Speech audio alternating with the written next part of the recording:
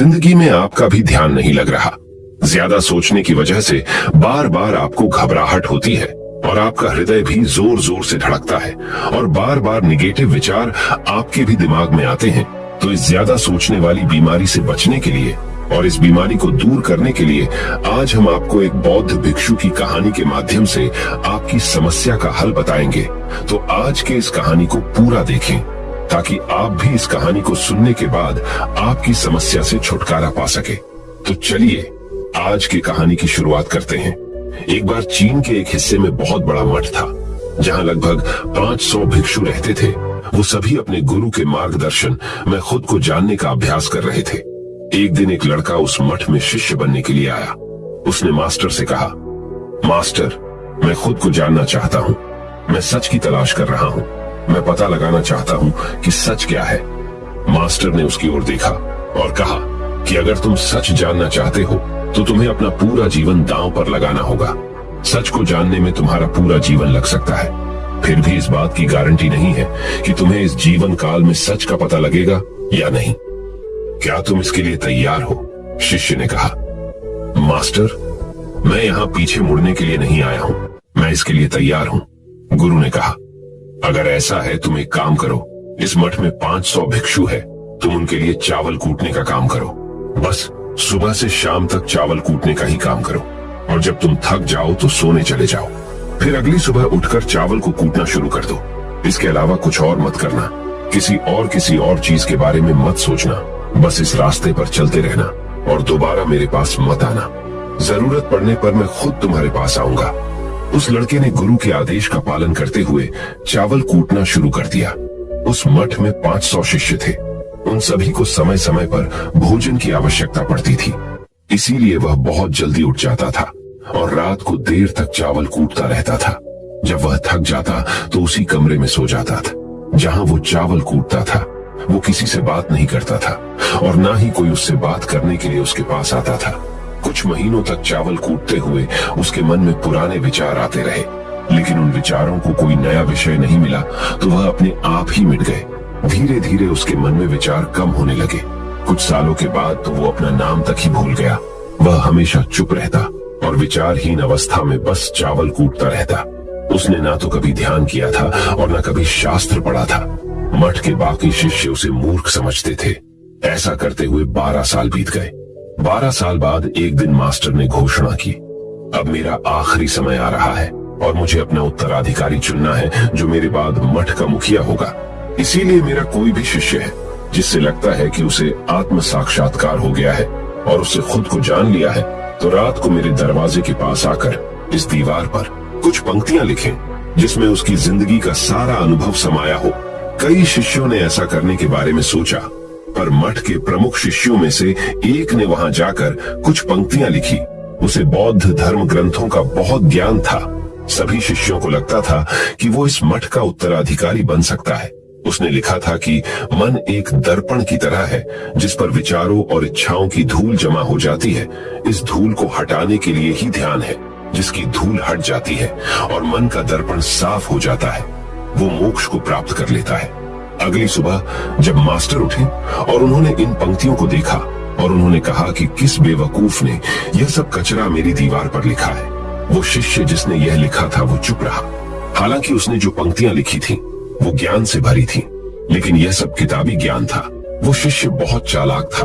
उसने पंक्तियां लिखी पर उसने नीचे अपने हस्ताक्षर नहीं किए, क्योंकि वो स्वयं इसके बारे में निश्चित नहीं था कि ये सही है या नहीं, क्योंकि उसे आत्म साक्षात्कार नहीं हुआ था।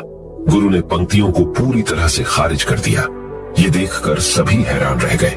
ये घटना पूरे मठ में चर्चा का विषय बन गई। इस विषय पर बात करते हुए 2 शिष्य उस शिष्य के पास से गुजरे जो 12 साल पहले यहाँ आया था और दिन रात चावल कूटता रहता था। दोनों की चर्चा सुनकर वह धीरे से हंस पड़ा। दोनों शिष्य ने उसे पूछा कि तुम क्यों हंस रहे हो? दोनों शिष्य की नजर में यह चावल कूटने वाला तुच्छ ही भिक्षु था। किसी ने उसे ना तो कभी ध्यान करते हुए देखा था, ना ही कभी शास्त्र पढ़ते हुए। हर कोई उसे मूर्ख समझता था जो बस चावल को ही जानता था।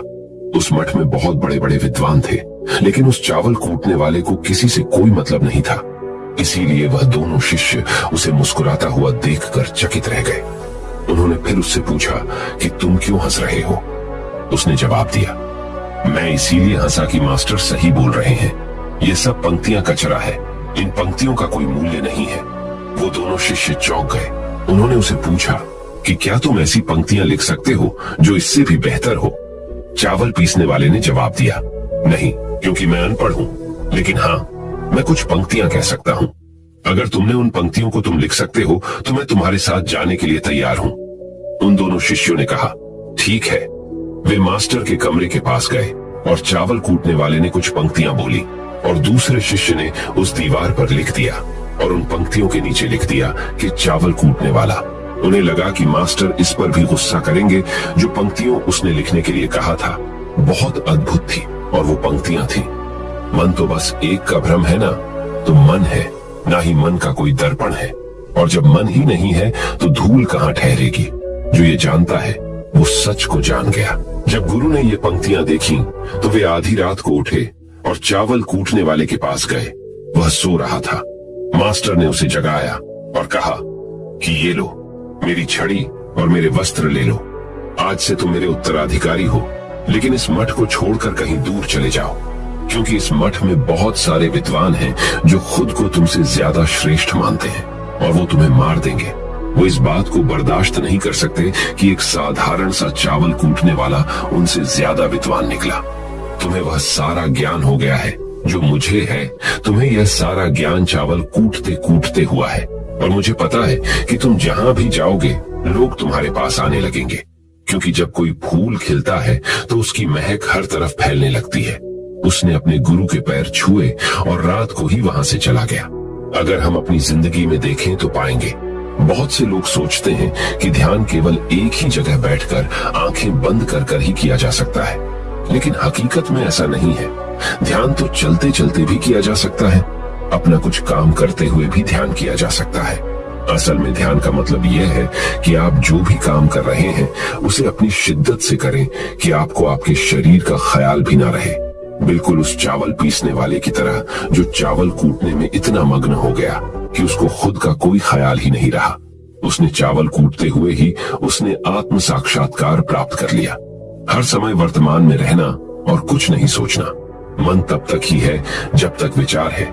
जब विचार ही नहीं रहेंगे तो मन भी गायब हो जाएगा। जब मन ही नहीं रहेगा तभी तुम अपने आप को अच्छे से जान पाओगे। असल में हमें अपने वास्तविक रूप को जानने के लिए कोई अन्य साधना करने की आवश्यकता नहीं है। हम जो कुछ भी कर रहे हैं बस उसमें हमें पूरी तरह से खो जाने की जरूरत है। अपने काम में इस कदर से लीन हो जाओ कि आपका काम भी ध्यान बन जाए। ज्यादा सोचने वाले लोगों के लिए दूसरी रहस्यमयी कहानी अब हम आपको बताएंगे। तो चलिए कहानी की शुरुआत करते हैं। एक गांव में एक आदमी रहता था जो ताले तोड़ने के मामले में एक्सपर्ट था, यानी कि जहां कहीं भी ताले तोड़ने की बात आती थी या लॉक को खोलने की बात आती थी तो उसका नाम सबसे पहले लिया जाता था। एक दिन कुछ समझदार लोगों ने उसकी परीक्षा लेनी चाहिए और उसको बता दिया गया कि आपको इस जगह पर इस तारीख को आना है और ताले को तोड़ना है। जब वह समय के अनुसार तय दिनांक को वहां पहुंच गया तो उसको प्रतियोगिता के नियम समझा दिए गए। आपको एक बॉक्स में बिठा दिया जाएगा और उस बॉक्स को पानी में उतार दिया जाएगा। आपको ताला खोलकर बाहर आना होगा। इस बीच आपको लगता है कि लॉक आपसे नहीं खुल पाएगा तो आप इमरजेंसी बटन को दबा सकते हैं और ऊपर आ सकते हैं, लेकिन आप प्रतियोगिता में हार जाएंगे। उसने सभी नियमों की हाँ कर दी और पानी में चला गया। जैसे ही वह पानी में पहुंचा तो उसने जेब में से एक तार निकाला और लॉक को खोलने की कोशिश करने लगा। 4 से 5 बार कोशिश करने के बाद वह बार बार विफल हो रहा था, लेकिन उससे लॉक नहीं खुल रहा था। अब ज्यादा समय तक पानी में रहना उसके लिए और भी मुश्किल था, क्योंकि सांस रोकना आसान नहीं था। फाइनली उसने अपना पूरा दिमाग लगाया और एक बार अंतिम प्रयास किया। वह विफल हुआ और उसने इमरजेंसी बटन दबा दिया। धीरे धीरे ऊपर आने लगा। पानी के ऊपर आए बॉक्स को बाहर निकाला गया और हल्का सा धक्का देकर खोला गया। वह अचंभित हो गया कि एक बार भी मेरे दिमाग में यह ख्याल क्यों नहीं आया कि मैं इसको धक्का देकर खोलूं। हो सकता है कि ये लॉक ही ना हो। तो यही होता है, जब हम भी बहुत ज्यादा सोचते हैं तो इसका खामियाजा हमें भुगतना पड़ता है। कभी कभी ना सोचने से भी जवाब मिल जाता है। इसलिए किसी ने कहा है कि जो कुछ नहीं करते वह कमाल करते हैं। जी हाँ दोस्तों, यह बात बिल्कुल सही है। कभी कभी दिमाग को जब हम शांत रखते हैं और ठंडे दिमाग से सोचने की कोशिश करते हैं तो हमें बेहतर समाधान मिल जाता है। अब हम आपको बताएंगे कि ज्यादा सोचने की यह बीमारी के मुख्य कारण क्या है, जिससे आपको ज्यादा सोचने की बीमारी हो जाती है। अत्यधिक सोच के कुछ मुख्य कारण। पहला कारण, वर्तमान से ज्यादा भूतकाल या भविष्य के बारे में ज्यादा चिंता करना। आप जो काम अभी कर रहे हैं उससे ध्यान हटाकर अपना ध्यान बीते हुए समय या आने वाले समय पर लगाएंगे तो आप ओवर थिंकिंग के शिकार होते जाएंगे। दूसरा कारण, काम का ज्यादा तनाव होना। जब वर्कलोड ज्यादा होता है तो दिमाग भी तेजी से चलने लगता और यह तनाव का रूप ले लेता है और दिमाग में वो विचार भी आने लगते हैं तो काम से संबंध ही नहीं है और लोग ओवर थिंकिंग के शिकार हो जाते हैं। तीसरा कारण, डर का बना रहना। जब व्यक्ति के अंदर डर होता है, जैसे नौकरी छूट जाने का डर, प्रमोशन न होने का डर, काम में असफल हो जाने का डर, पैसे न मिलने या डूब जाने का डर, व्यक्ति इस डर को लेकर कल्पना करता रहता है। भले ही ऐसा न होने वाला हो, लेकिन धीरे धीरे यह डर उसे जरूरत से ज्यादा सोचने पर मजबूर कर देता है। चौथा कारण, कॉन्फिडेंस की कमी। जब व्यक्ति में किसी काम को करने के प्रति उलझन बनी रहती है तो कॉन्फिडेंस कम होता जाता है, जिसके चलते नकारात्मक विचार दिमाग को घेरना शुरू कर देते हैं और व्यक्ति ज्यादा सोचना और चिंता करना शुरू कर देता है। पांचवा कारण, चीजों के बारे में सकारात्मक से ज्यादा नकारात्मक विचार। जब व्यक्ति छोटी छोटी बातों के नकारात्मक पहलू के बारे में ज्यादा सोचना शुरू कर देता है तो धीरे धीरे व्यक्ति ओवर थिंकिंग का शिकार होता जाता है। क्या ओवर थिंकिंग यानी अत्यधिक सोच से छुटकारा पाया जा सकता है? तो इसका जवाब है जी बिल्कुल। ओवर थिंकिंग यानी अत्यधिक सोच से छुटकारा पाया जा सकता है, हालांकि थोड़ा समय लग सकता है, लेकिन यदि आप नीचे दिए स्टेप्स को फॉलो करते हैं तो आप ओवर थिंकिंग की प्रॉब्लम से यकीनन छुटकारा पा सकते हैं। तो आइए जानते हैं कि ओवर थिंकिंग की समस्या से छुटकारा कैसे पाएं। ओवर थिंकिंग यानी अत्यधिक सोच से छुटकारा पाने के उपाय। ये सब जानते हैं कि पहले विचार दिमाग में आता है, फिर वो क्रिया का रूप लेता है। हमें कोई भी काम सोच समझकर करना बहुत जरूरी है, पर किसी काम को लेकर जरूरत से ज्यादा सोचना और वो बातें भी सोचना जो काम से संबंधित नहीं है, आपको और आपके काम दोनों को नुकसान पहुंचाता है। तो थिंकिंग प्रॉब्लम नहीं है, बल्कि ओवर थिंकिंग प्रॉब्लम है और इसे कम करना जरूरी है। तो आइए जानते हैं ओवर थिंकिंग यानी अत्यधिक सोच से छुटकारा या कम करने के उपायों का। पहला उपाय, स्वीकार करें कि आप जरूरत से ज्यादा सोचते हैं। इस बात को मन से स्वीकार करें कि आप ज्यादा सोचते हैं और आपको ऐसा नहीं करना है। जब आप इस बात को स्वीकार कर लेंगे तो आप इससे छुटकारा पाने के लिए अपने आप को तैयार कर लेंगे।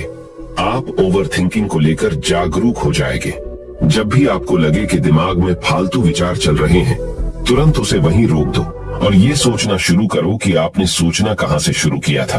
तब आपको मालूम होता जाएगा कि आप कितनी फालतू की बातें सोचकर अपना समय और शक्ति बर्बाद कर रहे हैं। दूसरा उपाय, हमेशा सकारात्मक सोचने की कोशिश करें। क्या गलत हो सकता है कि जगह क्या अच्छा हो सकता है। सोचें, नकारात्मक विचार डराते हैं और आपका दिमाग चिंता से दौड़ने लगता है। जब आप उन नकारात्मक चीजों पर ध्यान केंद्रित करने लगते हैं जो कहीं हो गई, तो तब आप दिमाग के गुलाम हो जाते हैं। लेकिन जब आप सकारात्मक रूप से सोचते हैं तो दिमाग आपका गुलाम होता है। सकारात्मक रहने का मतलब यह नहीं है कि आप चीजों के सिर्फ एक पहलू को देखें, बल्कि सही और गलत दोनों पहलुओं को देखना जरूरी है। पर केवल नकारात्मक सोचना या ज्यादा नकारात्मक विचार आपको अनुचित सोचने पर मजबूर कर देते हैं। तीसरा उपाय, योग, ध्यान और व्यायाम करें। योग, ध्यान और व्यायाम मस्तिष्क और शरीर को स्वस्थ रखते हैं। ध्यान काफी लाभदायक है, इसे अपने जीवन का हिस्सा बनाएं। चौथा उपाय, वर्तमान क्षण में जीने की कोशिश करो। कभी कभी लोग बीती हुई बातों या घटना के बारे में ही सोचते रहते हैं और तनाव में आ जाते हैं। इसी प्रकार जो समय आने वाला है उसे लेकर भी इतनी चिंता करते हैं कि तनाव में रहते हैं। तनाव में दिमाग हावी हो जाता है और फालतू बातें सोचने लगता है। जो समय बीत गया है उससे सीख लो, जो आने वाला है उसकी तैयारी करो। लेकिन यह आप तभी कर सकते हैं जब आप वर्तमान में रहें। इसलिए आप जो अभी कर रहे हैं तो पूरा ध्यान उसी पर लगाओ। पांचवा उपाय, जो बात आपको परेशान कर रही है उसे लिख लें। आपके सोचने के तरीके और आपके महसूस करने के तरीके के बीच एक मजबूत संबंध है। आपके सोचने का तरीका आपकी भावनात्मक स्थिति को प्रभावित करता है और आपकी भावनात्मक स्थिति आपके सोचने के तरीके को प्रभावित करती है। तो जो बात आपको परेशान कर रही है उसे लिख लें। अब उस बात के बारे में यह लिखें कि यह आपको क्यों परेशान कर रही है। अब अपने आप से प्रश्न करें कि क्या इस समस्या का हल परेशान रहना है। यदि नहीं तो उसका हल ढूंढे, और यही इसका कोई हल नहीं है तो परेशान रहने और सोचते रहने से क्या होगा। जब धीरे धीरे आप ऐसे करेंगे तो इस चीज की आपको आदत पड़ी ढहती जाएगी और आप अनावश्यक सोचना बंद कर देंगे। छठा उपाय, अपनी भावनाओं का नियंत्रण रखो। भावनाओं पर नियंत्रण रखने का मतलब यह बिल्कुल भी नहीं है कि आप अपनी भावनाओं को दबाएं, लेकिन आपको अपनी भावनाओं पर नियंत्रण रखना होगा। जब आप अपनी भावनाओं पर नियंत्रण रखते हैं तो हकीकत को देख पाते हैं। अनियंत्रित भावनाएं दिमागी विचारों को बेफजूल गति प्रदान करती हैं। सातवां उपाय, चिंता नहीं चिंतन करें। चिंता ओवरथिंकिंग को जन्म देती है और चिंतन क्रिएटिविटी को जन्म देता है। फालतू सोचने की जगह कोई कहानी, कोई लेख, कविता या कुछ रचनात्मक सोचें। आठवां उपाय, अपने पसंद की चीजें करें। जब भी आप फ्री हो तो कोई भी ऐसा काम करो जिसे करना आपको अच्छा लगता हो। किताबें पढ़ें, गाने सुने, गाने गाएं, घूमने जाएं। यदि आपके घर में बच्चे हैं तो बच्चों के साथ खेलें, अपने दोस्तों से साथ समय व्यतीत करें। नौवां उपाय, अपना सर्वश्रेष्ठ स्वीकार करें। जब आप ज्यादा सोचते हैं तो न चाहते हुए भी आप नकारात्मक बातें सोचते हैं और अपने आप को औरों से कम आंकने लगते हैं। याद रखें, कोई भी परफेक्ट नहीं होता जो आप हैं। आप जैसा कोई नहीं है।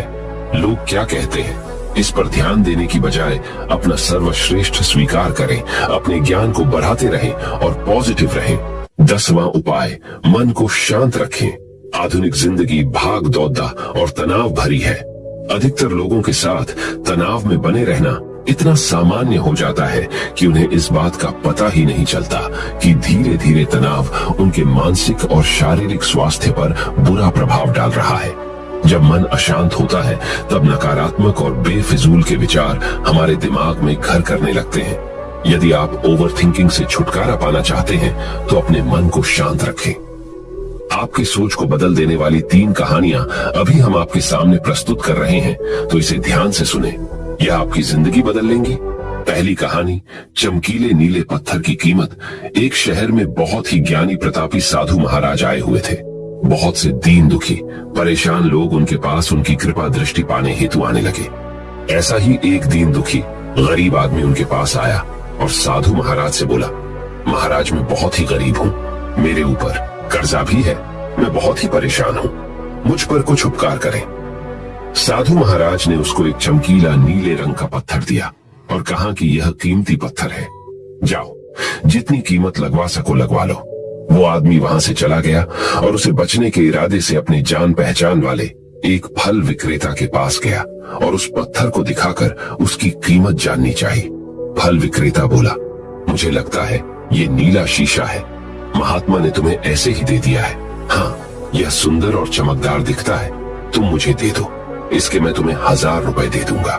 वो आदमी निराश होकर अपने एक अन्य जान पहचान वाले के पास गया जो कि एक बर्तनों का व्यापारी था। उनसे उस व्यापारी को भी वो पत्थर दिखाया और उसे बेचने के लिए उसकी कीमत जाननी चाहिए। बर्तनों का व्यापारी बोला, यह पत्थर कोई विशेष रत्न है, मैं इसके तुम्हें 10,000 रुपए दे दूंगा। वह आदमी सोचने लगा कि इसकी कीमत और भी अधिक होगी और यह सोच वो वहां से चला आया। उस आदमी ने इस पत्थर को अब एक सुनार को दिखाया। सुनार ने उस पत्थर को ध्यान से देखा और बोला, यह काफी कीमती है, इसके मैं तुम्हें 1 लाख रुपए दे दूंगा। वो आदमी अब समझ गया था कि यह बहुत अमूल्य है। उसने सोचा, क्यों ना मैं इसे हीरे के व्यापारी को दिखाऊं। ये सोच वो शहर के सबसे बड़े हीरे के व्यापारी के पास गया। उस हीरे के व्यापारी ने जब वो पत्थर देखा तो देखता रह गया। चौंकने वाले भाव उसके चेहरे पर दिखने लगे। उसने उस पत्थर को माथे से लगाया और पूछा, तुम यह कहां से लाए हो? यह तो अमूल्य है, यदि मैं अपनी पूरी संपत्ति बेच दूं तो भी इसकी कीमत नहीं चुका सकता। तो इस कहानी से हमें ये सीख मिलती है, हम अपने आप को कैसे आंकते हैं। क्या हम वो हैं जो राय दूसरे हमारे बारे में बनाते हैं?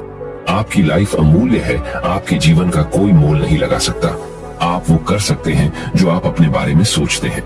कभी भी दूसरों के नेगेटिव कमेंट से अपने आप को कम मत आंकिए। दूसरी कहानी, मेंढकों की टोली एक मेंढकों की टोली जंगल के रास्ते से जा रही थी। अचानक दो मेंढक एक गहरे गड्ढे में गिर गए। जब दूसरे मेंढकों ने देखा कि गड्ढा बहुत गहरा है तो ऊपर खड़े थे सभी मेंढक चिल्लाने लगे, तुम दोनों इस गड्ढे से नहीं निकल सकते, गड्ढा बहुत गहरा है, तुम दोनों इसमें से निकलने की उम्मीद छोड़ ढाए दो। उन दोनों मेंढकों ने शायद ऊपर खड़े मेंढकों की बात नहीं सुनी और गड्ढे से निकलने के लिए लगातार वो उछलते रहे।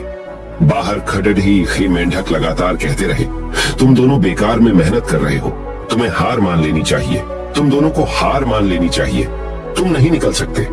गड्ढे में गिरे दोनों मेंढकों में से एक मेंढक ने ऊपर खड़े मेंढकों की बात सुन ली और उछलना छोड़ कर वो निराश होकर एक कोने में बैठ गया। दूसरे मेंढक ने प्रयास जारी रखा, वो उछलता रहा जितना वो उछल सकता था।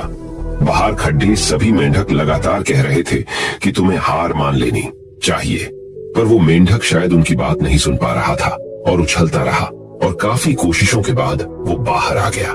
दूसरे मेंढकों ने कहा, क्या तुमने हमारी बात नहीं सुनी? उस मेंढक ने इशारा करके बताया कि वो उनकी बात नहीं सुन सकता क्योंकि वो बहरा है, सुन नहीं सकता, इसलिए वो किसी की भी बात नहीं सुन पाया। वो तो यह सोच रहा था कि सभी उसका उत्साह बढ़ा रहे हैं। इस कहानी से हमें यह सीख मिलती है कि 1.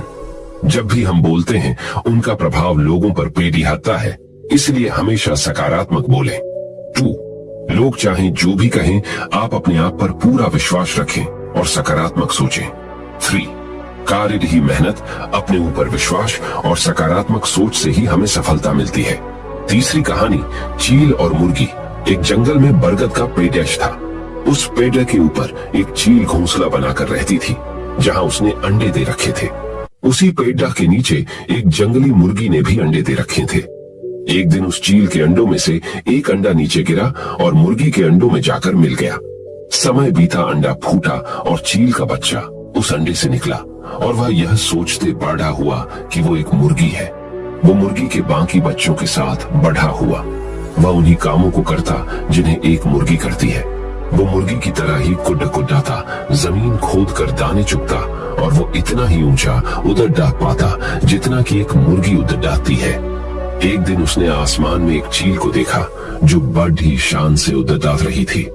उसने अपनी मुर्गी माँ से पूछा कि उस चिड़िया का क्या नाम है जो इतना ऊंचा बड़ी शान से उड़ात रही है। मुर्गी ने जवाब दिया, वह एक चील है। फिर चील के बच्चे ने पूछा, माँ मैं इतना ऊंचा क्यों नहीं उड़ पाता? मुर्गी बोली, तुम इतना ऊंचा नहीं उड़ सकते क्योंकि तुम एक मुर्गे हो। उसने मुर्गी की बात मान ली और मुर्गे की जिंदगी जीता हुआ एक दिन मर गया। इस कहानी से हमें यह सीख मिलती है कि जो भी हम सोचते हैं या कुछ नया करने की कोशिश करते हैं तो दूसरे हमें यह कहकर रोकते हैं कि तुम ऐसा नहीं कर सकते, ऐसा नहीं हो सकता, और हम अपना इरादा यह सोचकर बदल लेते हैं कि वाकई मैं यह नहीं कर सकता और हार मान लेते हैं। इसका मुख्य कारण है अपने ऊपर भरोसा न होना, अपनी शक्तियों पर भरोसा न होना, अपने काम पर भरोसा न होना। दोस्तों, जो लोग कहते हैं कहने दीजिए, लोगों का काम है कहना। अपने आप पर भरोसा रखें, अपने आप को पहचानें। दोस्तों, अगर जीत निश्चित हो तो कायर भी LDDH जाते हैं। बहादुर वो कहलाते हैं जो हार निश्चित हो फिर भी मैदान नहीं छोड़ डाहते। मित्रों, उम्मीद करता हूँ कि आपको इन 3 कहानियों से अपनी सोच को बदल लेने में मदद मिली होगी और आपको अपने ज्यादा सोचने वाली समस्या से छुटकारा पाने के उपाय भी इस वीडियो के माध्यम से आपको मिले होंगे। इस वीडियो से आपको कुछ सीखने को मिला हो तो इस वीडियो को अपने दोस्तों के साथ जितना हो सके उतना शेयर कीजिए और इस वीडियो के एक लाइक कीजिए और हमारे चैनल को सब्सक्राइब कीजिए। इस वीडियो को देखने के लिए आपका बहुत बहुत धन्यवाद। नमो बुद्धाय।